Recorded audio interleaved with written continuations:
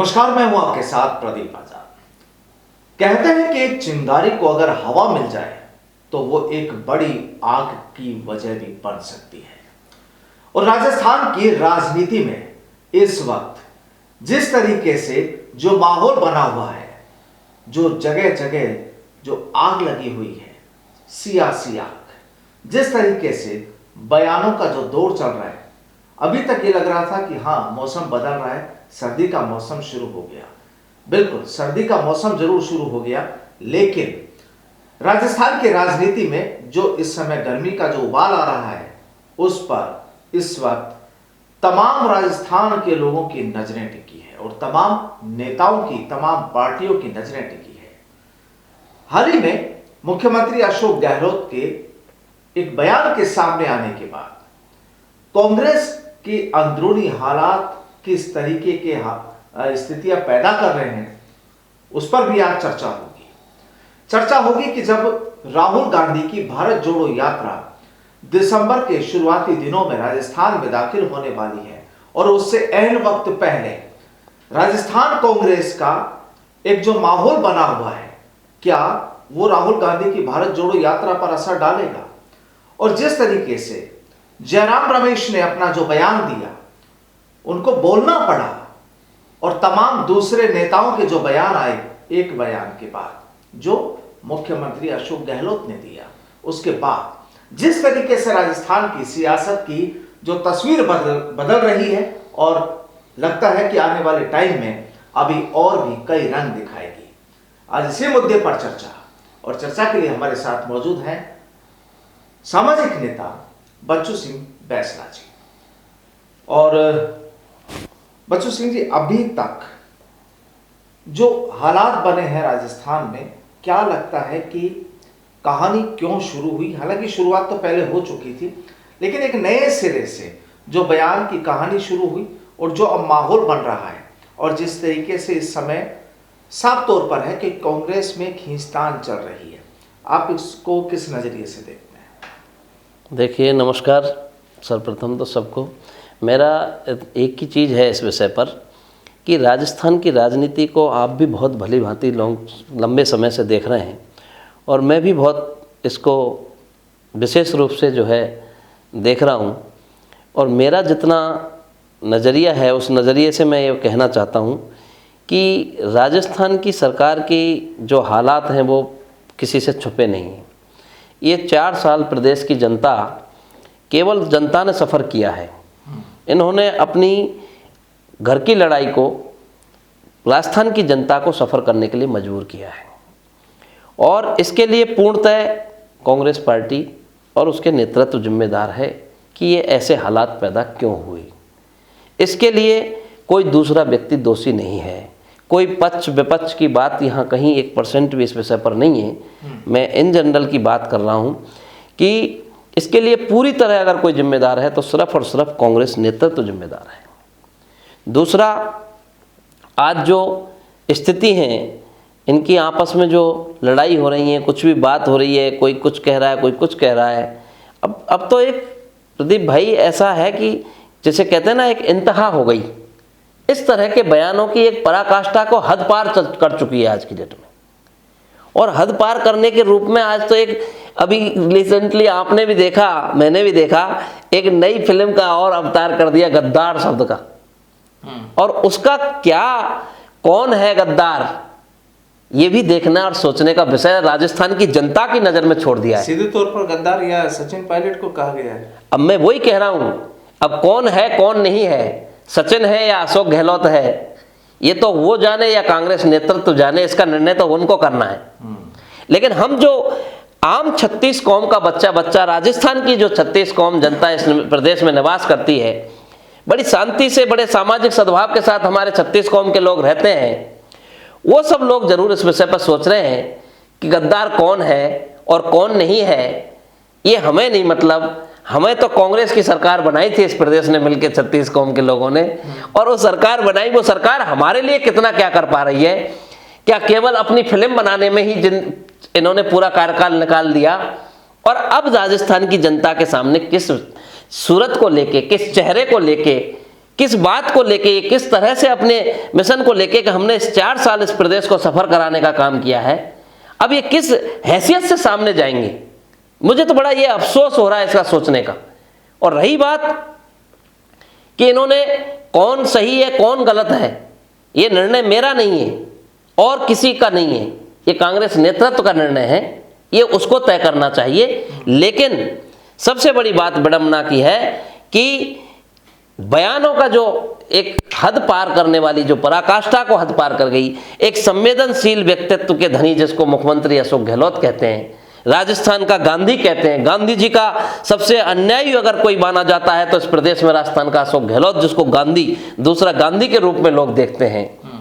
बड़ी विडंबना है कि वो इस शब्द के कहलाने लायक भी बचे हैं।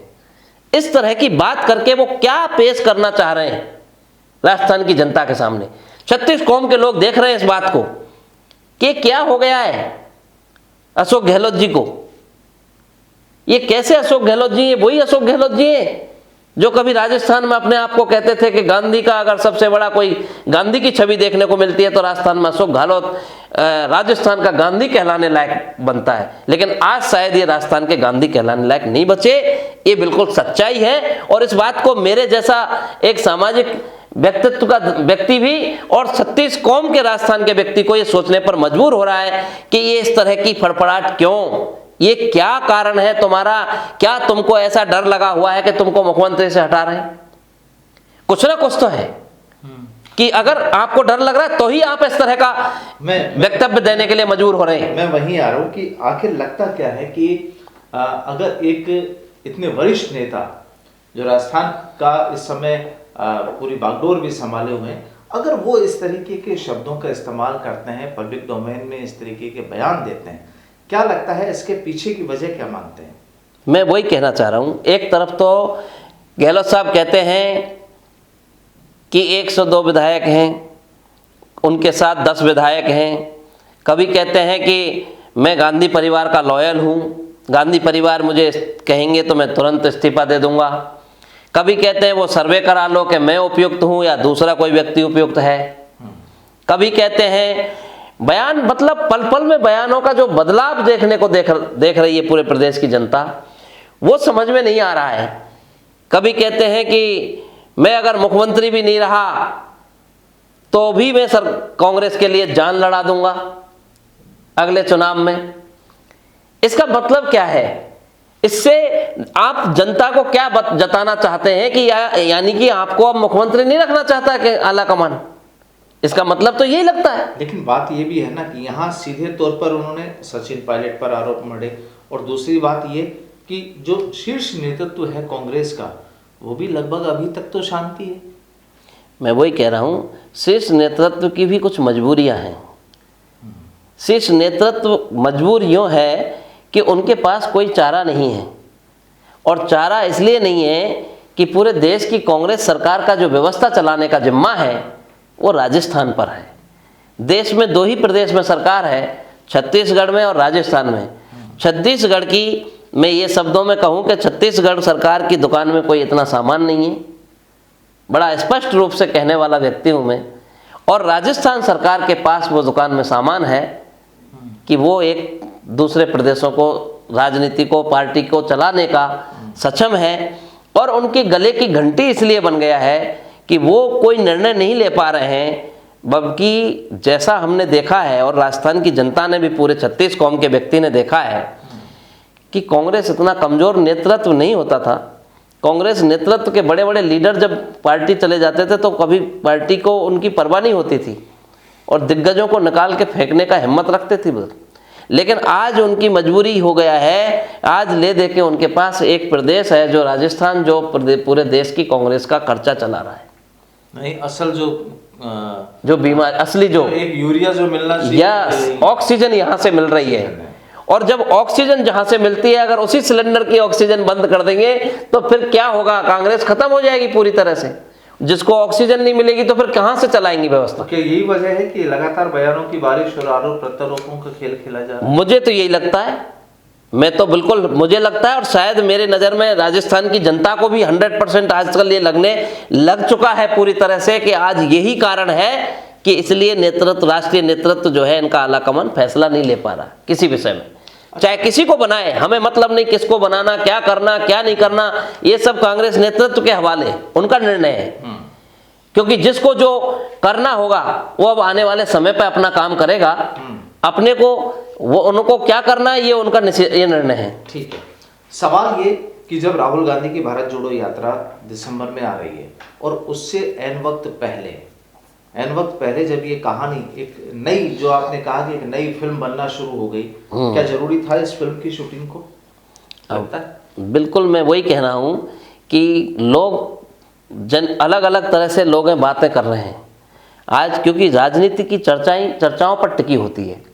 और राजनीति में एक बात भी कहते हैं प्रदीप भाई कि राजनीति में कुछ भी असंभव नहीं है और फिक्स नहीं है और स्थिर नहीं है। कब क्या हो जाए, राजनीति में परमानेंट कभी कुछ नहीं होता है।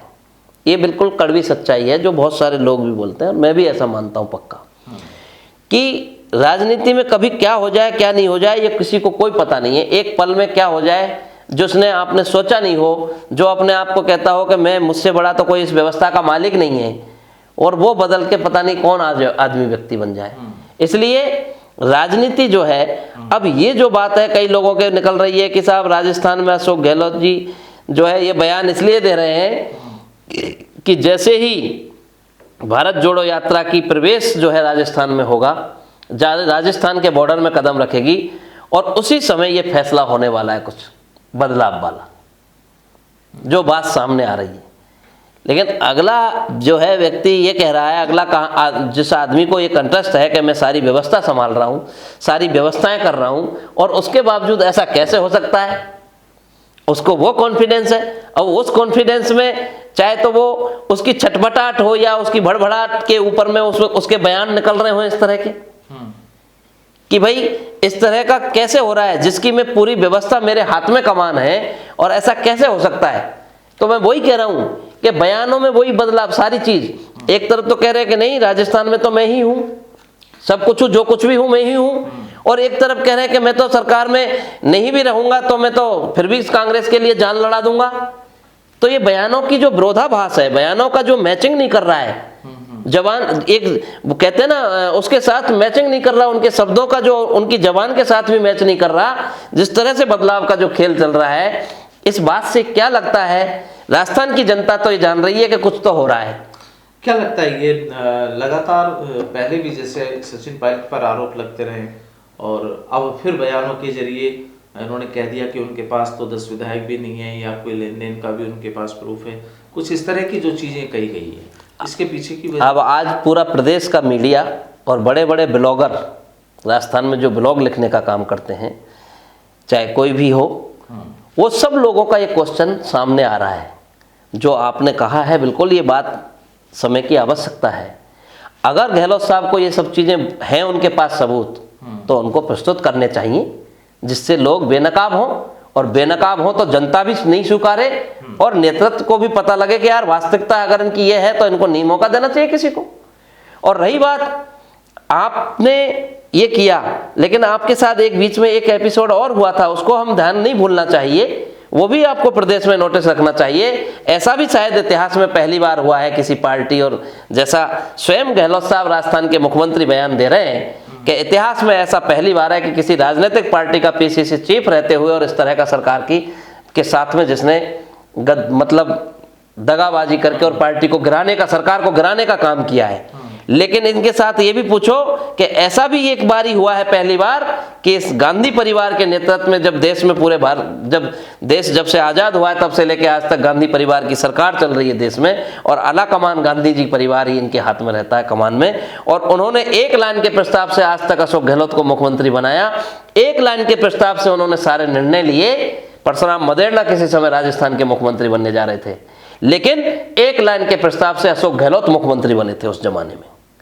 परशुराम मदेरणा एक मेवाड़ के कद्दावर नेता थे जाट समाज के, और उनका कद्दावर नेता शायद मैंने तो राजस्थान की धरती पर दूसरा नहीं देखा है। ये चली बात पे मुझे याद आ गई है, क्योंकि परशुराम मदेरणा वो था कि जब वो नाराज होता था तो सोनिया गांधी जी की सेहत पर असर पड़ता था, कि नाराज होते थे उसको मनाने के लिए जोधपुर सोनिया गांधी जी आई थी, और जबकि मार्गरेट अल्वा जो पहले राजस्थान की गवर्नर रहीं और राष्ट्रीय महासचिव रहीं, कांग्रेस में बड़े पदों पर रहीं, वो गई थी, उनको आज तक ऐसे बड़े बड़े नेताओं को निकालने पर भी कभी सोनिया गांधी की सेहत पर असर नहीं पड़ा और गेट आउट कर देती थी वो एकदम पार्टी से। लेकिन परशुराम मदेरणा जैसा राजस्थान का नेता, जिसको कि अगर जरा सी नाराजगी होती तो सोनिया गांधी उनको जोधपुर मनाने आती थी, लेकिन उस व्यक्ति पर भी एक लाइन के प्रस्ताव के कारण अशोक गहलोत मुख्यमंत्री बने, ना कि परशुराम मदेरणा मुख्यमंत्री बने। ये राजस्थान के इतिहास में हुआ है और आज तक का ये एक राष्ट्र जो अभी मौजूदा पार्टी के राष्ट्रीय अध्यक्ष बन गए मल्लिकार्जुन खड़गे साहब, वो खड़गे साहब खुद पर्यवेक्षक के रूप में आए, राजस्थान का प्रभारी इंचार्ज अजय माकन राजस्थान में आए, माननीय खुद प्रदेश के मुख्यमंत्री अशोक गहलोत सीएमआर में कैबिनेट की उसकी मीटिंग बुलाए पूरे विधायक दल की, और उस विधायक दल की उसी सरकार के काबीना मंत्री सरकार के धत्ता बता करके और वो अपने एक अलग जगह को इकट्ठा करके और विधानसभा स्पीकर के पास अपना इस्तीफा पेश करते हैं। ये ऐसा प्रदेश ने भी शायद 1952 से लेके और आज तक के इतिहास में पहला ऐसा नाटक किसी सरकार का देखा है, तो वो अशोक गहलोत सरकार। तो अब क्या लगता है कि इन बयानों के जो रामलीला है, इसके बाद अब किसकी सेहत पर असर पड़ रहा है? डेफिनेटली बयानों से तो लग रहा है कि अशोक गहलोत जी की सेहत पर असर पड़ रहा है। मेरा तो यही सोचना है, अदर देन किसका क्या सोचना है वो सबका अपना अपना लुकआउट है, लेकिन राजस्थान की जनता भी ये बात सोच रही है। 100% मैं मानता हूं, ऐसा मेरा विश्वास है कि राजस्थान की जनता ये बिल्कुल पक्का मान रही है कि ये बयान हो रहे हैं, इससे मतलब ये क्लियर जाहिर हो रहा है कि राजस्थान के मौजूदा मुख्यमंत्री अशोक गहलोत की सेहत पर असर पड़ रहा है और इसीलिए ये बयान सामने आ रहे हैं। क्या लगता है कि अब आने वाले दिनों में एक बार, क्योंकि सामने वाले पक्ष से तो कोई बयान आ ही नहीं रहे। नहीं, लेकिन यहाँ सचिन पायलट ने भी इस बात को भी कहा ना कि भाई ठीक है, ये चीज तो ये पहले भी कह चुके हैं मुझे, लेकिन हमें कांग्रेस को एकजुट रखना है। बिल्कुल। तो ये जो चीजें हैं, तो अब कुल मिलाकर क्या ये लगता है कि अशोक गहलोत और सचिन पायलट की वापस एक नई फिल्म, बिल्कुल, जिसमें सब चीजें होंगी, ड्रामा भी होगा, सस्पेंस भी होगा, सब कुछ होगा, वो सारी चीजें बिल्कुल नई फिल्म लॉन्च हो गई, जैसा कि आज जो है। तो अब लग रहा है कि हाँ, ये फिल्म वापस तैयार होने वाली है। बिल्कुल, इस फिल्म की पूरी भूमिका राजस्थान में भारत जोड़ो यात्रा की एंट्री होते ही राहुल गांधी जितने दिन यहाँ से गुजरेंगे, इस बीच में ही ये फिल्म पूरी तरह से दिखा दी जाएगी मेरे हिसाब से, मुझे जो लगता है। और यात्रा एक सुकून से जो अभी तक निकल रही थी, जब वो उसी सरकार, अपनी ही सरकार के राज्य में जब आएगी, हाँ, ये भी एक तो क्या कहानी ये भी एक बड़ा विषय आपने नजर डाला है प्रदीप भाई साहब की, मतलब जिन राज्यों में सरकार नहीं है वहां से बड़े सुकून से यात्रा आ रही है। हाँ। और जहां पर उनका सरकार है, जहां पर उनकी खुद का घर है, अपने घर में आके उनको टेंशन पैदा होने का काम होने वाला है। हाँ। ऐसा महसूस हो रहा है और ये एक बड़ी विडंबना का विषय होगा कि जिस प्रदेश में आपकी सरकार होते हुए भी आपको न्यूसेंस और किसी तरह की बात देखने को मिलेगी, क्योंकि और इस तरह की जो है, मतलब उस घटना से पहले ही क्यों हो रहा है, क्योंकि उन्होंने अपने अपने हथकंडे अपनाने का काम सरकार ने पहले भी कुछ किए कि रूट बदलो, कभी ये हो, हमने भी बहुत सारी बात सुनी और आपने भी सुनी होंगी, कई बार चेंजेज हुए, लेकिन कुछ भी वो चेंज नहीं हुआ। और उसके बाद में क्या हो रहा है, ये तो भविष्य के गर्त में छुपा हुआ है। एक चीज और है, देखिए कांग्रेस के जो सीनियर लीडर्स थे, कुछ समय पहले जब बयानों की जब एक नई श्रृंखला शुरू हुई थी, तब एक एडवाइजरी जारी की गई थी कि भाई आप कोई भी लोग नहीं बोलेंगे, आप संभल के बोलें, और तमाम कई जब लीडर्स कोई बोलते थे तो कई बार मुद्दे भी उठे थे। लेकिन अब आप देखिए कि यहाँ पर मुख्यमंत्री अशोक गहलोत ने, क्या ये माना जाए कि वो जो एडवाइजरी जो थी कि कोई भी लाइन से अलग हटकर या पार्टी लाइन से अलग हटकर बात नहीं करेगा, बयान नहीं देगा, लेकिन यहाँ तो खुद जो मुखिया हैं उन्होंने ही लगता नहीं कि एडवाइजरी को साइडलाइन कर दिया हो। मैं वही बात कह रहा हूँ कि या तो उस एडवाइजरी से बड़े हैं मुख्यमंत्री जी, वो उस एडवाइजरी उनके सामने कहीं टिकती नहीं है, क्योंकि उनका कद इतना बड़ा है, वो इन पदों पर रह चुके हैं, राष्ट्रीय महासचिव संगठन रह चुके हैं, जो संगठन ने एडवाइजरी जारी की है। ऑलरेडी कांग्रेस पार्टी में राष्ट्रीय महासचिव संगठन रह चुके हैं, जिस पद पर केसी वेणुगोपाल जी बैठे हुए हैं। मैं किसी पार्टी की विषय में नहीं हूँ, मैं एक समाज का व्यक्ति हूँ, लेकिन मैं राजनीतिक पार्टियों को बड़े भली भांति उनके ढांचे को समझता हूँ और व्यवस्था को समझता हूँ, इसलिए आपसे ये बात कह पा रहा हूँ, क्योंकि खुद यहाँ के मुख्यमंत्री बनने से पहले वो राष्ट्रीय महासचिव संगठन थे, जो अभी राष्ट्रीय महासचिव संगठन है। और वो शायद उनका ओहदा अपना बड़ा समझ रहे हैं, जो इसलिए इस तरह की उस एडवाइजरी की भी पालना नहीं कर रहे हैं। दूसरा, जो उन्होंने अपनी एडवाइजरी करके और उन लोगों को तो कहा, लेकिन उनको ये दिखाना था कि देखो मैं तो अब जा रहा हूं या कुछ भी हो रहा है, लेकिन मैं जो 102 विधायकों ने मुझे कहा कि आप हमारे अभिभावक हो, आप हमारे संरक्षक हो, और हमारे संरक्षक की भूमिका आप क्यों नहीं निभा रहे हो, ये प्रश्न भी अब घूम के आता है प्रदीप भाई। और शायद वो दिखाने के लिए भी अशोक गहलोत जी ने, माननीय मुख्यमंत्री जी ने इंटरव्यू दिया हो कि मैं तो तुम्हारा पक्ष रख रहा हूं, मैं तो तुम्हारा अभिभावक बनने के लिए तैयार हूं, लेकिन आला कमान मुझे अभिभावक माने या ना माने ये विषय उनका सोचने का है, लेकिन मैं अभिभावक हूं और अभिभावक के नाते ही मैं कह रहा हूं। तो ही उन्होंने इस बात को रिपीट किया है कि जिन्होंने पार्टी से गद्दारी की है वो मुख्यमंत्री स्वीकार नहीं है। 102 विधायकों में से जो मंत्रियों ने उस समय बोला था, जो विद्रोह किया था, उन्होंने अपनी जो है मीटिंग का एक प्रोटोकॉल तोड़ने का काम किया, उनकी बात को आज अशोक गहलोत जी स्वयं अपने एनडीटीवी के इंटरव्यू में बोले कि वो 102 में से किसी भी व्यक्ति को बना दो मतलब मुख्यमंत्री, लेकिन ये स्वीकार नहीं होगा किसी भी सूरत में, क्योंकि इन्होंने पार्टी से गद्दारी की है। क्या वाकई में गद्दारी की सचिन पायलट? ये विषय समझ में आ रही है। अब गद्दारी की है क्या नहीं की है, वो अपनी बात पेश करते हैं कि हमने कोई गद्दारी नहीं की, हमारी सुनवाई नहीं हो रही थी तो हमने ये जो हथियार अपनाया। चलिए, फाइनली क्या लगता है कि अब वाकई सरकार में कोई बदलाव होना चाहिए राजस्थान में? अब देखिए, सरकारों में बदलाव होना कोई बड़ी बात नहीं है, ये नेतृत्व का विषय है। लेकिन जो माहौल बना हुआ है, माहौल के अनुसार तो बहुत जरूरी है। माहौल क्या है, किसी भी चीज़ का कोई क्रिएट हो जाता है एक बार माहौल के, यार कुछ नया बदलाव होना चाहिए, उस बदलाव से कुछ नई संभावनाएं आती हैं। देखिए गुजरात में जो है मोदी जी ने अपनी पूरी कैबिनेट को बदल दिया, मुख्यमंत्री को बदल दिया, पूरी नई टीम ला खड़ी कर दी प्रदेश के सामने, और शायद जो पिछली बार गुजरात में 99 आई थी, इस बार शायद 120 सीट आने जा रही है। क्या उम्मीद तो ये विषय बदलाव से कुछ ना कुछ परिवर्तन से कुछ बदलाव तो आता है। क्या उम्मीद करते हैं कि पायलट को कुछ जिम्मेदारी, अहम जिम्मेदारी दी जा सकती है राजस्थान में पूरे इस एपिसोड को देखने के बाद? मैं आपको वही कह रहा हूँ कि देखिए, उनकी ये कांग्रेस नेतृत्व का सोचने का विषय है। मैं कांग्रेस से कोई मतलब नहीं है मेरा, मैं कोई कांग्रेस का कार्यकर्ता नहीं हूँ, ना मैं कांग्रेस का भक्त हूँ, ना मैं किसी सचिन पायलट का भक्त हूँ। मैं अपनी व्यक्तिगत राय बताने के लिए आपके पास आऊँ और व्यक्तिगत राय मैं बताता हूँ। मेरी बात से जो सहमत है वो सहमत रहे, जो नहीं असहमत है उसको मैं बाध्य नहीं करता हूँ। लेकिन ये जरूर है कि उनको क्या मिलना है, क्या जिम्मेदारी मिलनी है, नहीं मिलनी है, ये तो उनका नेतृत्व तय करेगा, उनका आला कमान तय करेगा। लेकिन अगर कोई व्यक्ति मेहनत करता है तो बिल्कुल उसको वाजिब है कि उसको तो अपना मेहनत के अनुसार, उसका कर्म के अनुसार उसने जो मेहनत की है, रात और दिन उसने मेहनत की, तो उस व्यक्ति को कुछ मिलना चाहिए, तो उसमें कोई बुराई नहीं। तो कुल मिलाकर ये माना जाए कि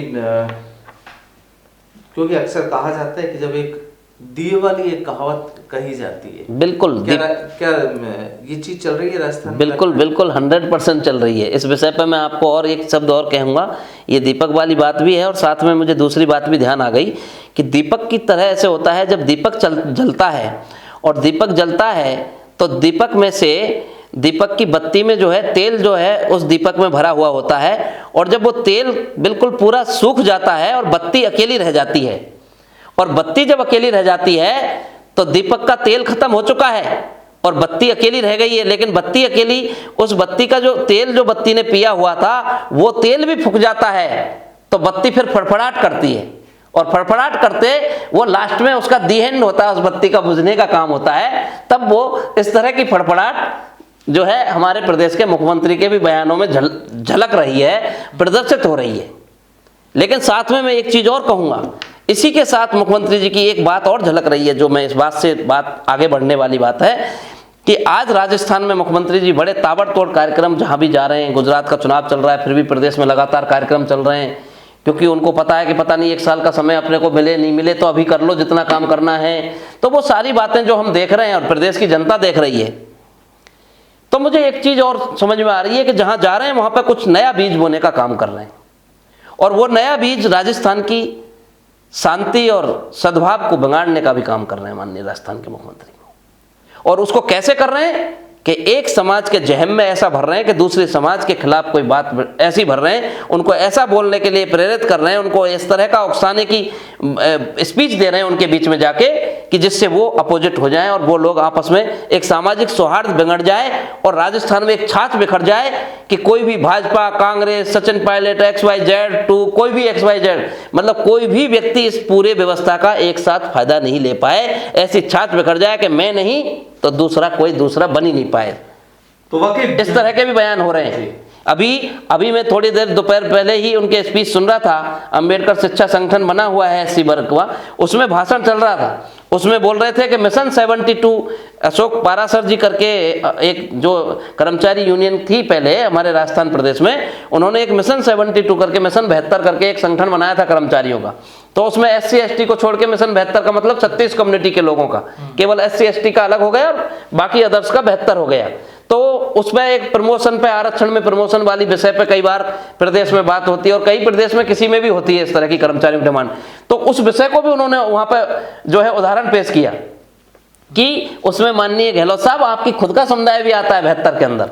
उन्होंने वहां पर जाके उनको कहा कि ऐसा उनमें बीज बो रहे हैं, आपस में एक भावना पैदा कर रहे हैं कि आपके लिए, मतलब क्योंकि उनको उसका फैसला नहीं करना है, उनके हाथ में उनका निर्णय नहीं है, लेकिन उनके मन में ऐसी भावना भरने का काम कर रहे हैं कि आपस में इन समाजों में एक दूसरे सामाजिक जो सद्भाव है वो आपस में एक दूसरे के प्रति थोड़ा मन में यूं संकुचाट हो।